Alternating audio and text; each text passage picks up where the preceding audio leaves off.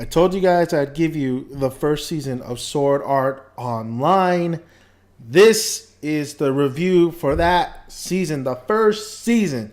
Welcome to Dan the Man Reviews. I am Dan the Man, aka Daniel's son. And you know what? I did watch mostly, watched most of the season 1 of Sword Art Online. I watched the whole thing a while back ago, just to refresh my memory of what happened and stuff. I gotta say though, as much I do like pretty much the plot point of the first half of Sword Art Online, but just thinking about it, just like season 2, I think was better, way better than really season 1. However, there is things I loved in season 1 that season 2 didn't have. Now, if you don't know the overall plot, basically there's this new game coming out. There's Netgear is basically a virtual reality kind of helmet where you go into, but you could take you take your senses, everything. I mean, your whole mind goes into this game. Now the new game is called Sword Art Online, and we get introduced to our main character Kirito, and he befriends a guy named Klein, and Klein's the comedy relief. But I really like Klein. I think Klein is really cool. And he works on season 2 as well. Now they find out that they can't log out. The game master pretty much has everybody kept in there, and I mean they're literally, it goes for 2 years. They're trapped in this virtual reality world. Now, if their family members or whatever removes their helmet to take them out, to log them out, they die. If they die in the game, they die in real life. So it's a crazy setup, and you've seen somewhat like this it wasn't all too new, but I really loved how it was presented. This world that we're at, you're in like a floating castle. It was really cool. I love the animation in this. I do think season 2, going back and watching this, is a little bit more cleaner, but the animation is still very good in this show, in the season 1. The fights were great. I think that really holds season 1 together is the relationships that they build. You have Kirito, who's kind of a lone wolf, who doesn't want to party up or even join a guild. He meets Asuna, and Asuna is pretty much the love interest of this whole series. But they don't start off like that. They start off pretty much like friends, and they do a mission together, and then they go their separate ways. It just takes time once these relationships start coming together. He doesn't even party up with Klein, who he befriends in the very beginning.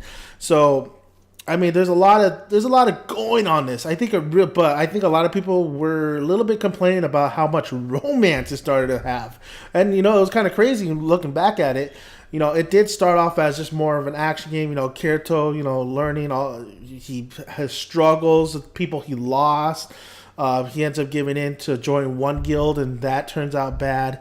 But like, man, it definitely started, venturing off to that romance side once Kirito and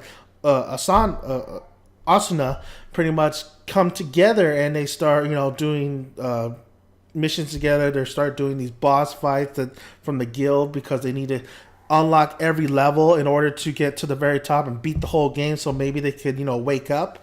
Now, I absolutely love the relationship that Kirito and Asuna started forming, and how it progressed over the freaking, over the whole series. I really like this relationship. You didn't mind the romance at all. I mean, because you still had a balance of action, and you still had a balance of mystery on some episodes. Thought it was so great, and I thought it was so down to earth. I mean, they meet this other character that really just like kind of sheds a little tear, and I'm pretty sure that I mean, there was double beds. I'm just saying there was double beds, and now there's only one bed, and those two are together in one bed.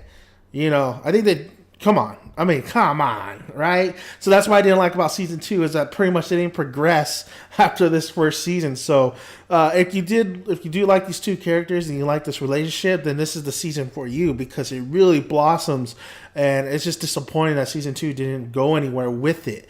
It's there. You do have some moments, but it's not as there as season 1 presented it, because that was pretty much the whole series. Really, were these two characters in a relationship, and how they pretty much, try to get through this together. Great. I mean, like again, it's like you get 14 episodes, around 15 maybe, of, no, like 13, 14, of staying in Sword Art Online, and then you move on to the Elfin world. And the Elfin world is basically this world of magical elves, flying fairies, this and that. You get introduced to Kirito's sister, and there's a whole other story after the Sword Art Online. Of course, Kirito's in the Elfin world. They have to, they have to rescue Asuna at one point. That's the problem with the first. With the first season, was the first half was awesome. It was really good. It was really, it was very adventurous. It was the tone was great. The pacing was great. The music was great. The music was really, really great in season 1. Very sentimental. It's a very sentimental series. So that was great. Or even the action sequence music. The boss battles. You had that music. It's pretty much little fun and gameplay kind of music. OST. So when we got to the second half,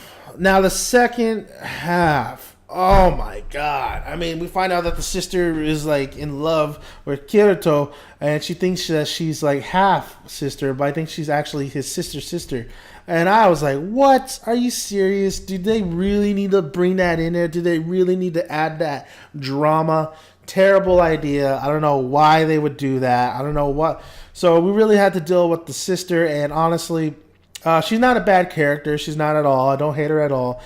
She has a cool design as well, and the Elfin lied, but Kirito's design in the second half was terrible. I didn't like it at all.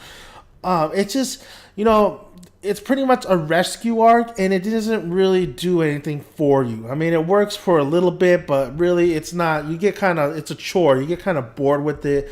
You don't really like the world as much as you like Sword Art Online. So if you're going to have it, be the conclusion of the season, that's a tough order to do when you had Sword Art Online that started it off. I was very surprised that they moved to the other world, that we went to another world. I was just like, whoa, wait a minute, what's going on here? So the second half just doesn't work. I mean, you still have the good music, you still have the good animation. That's all there. It's just the story. The story is not very interesting. It's something you've seen all the time, and you're disappointed in the Asuna character, Asuna, because she's a strong female character, but she's put into a cage basically and not able to do anything. She's just there for pretty much to be the rescued. So it was a bad second half. I didn't agree with a lot of the second half decisions. I thought it was the weakest point of the season. That's why I got to say that season 2 is a lot better and probably is the better season because of overall from beginning to end was great writing. Excuse me, great writing, and just two great, they had great stories in the second half, while this one, it just really let you down. It really takes a fart. So, yeah, it was second half. I can't even go back and rewatch. I did rewatch some of the episodes. So I was like, this is just not as good. It's plain and simple, not as good. But Sword Art Online, when it came out, it was very popular, and I think it's still a little bit popular as it is. Now that season 2 is over, though, we got to wait.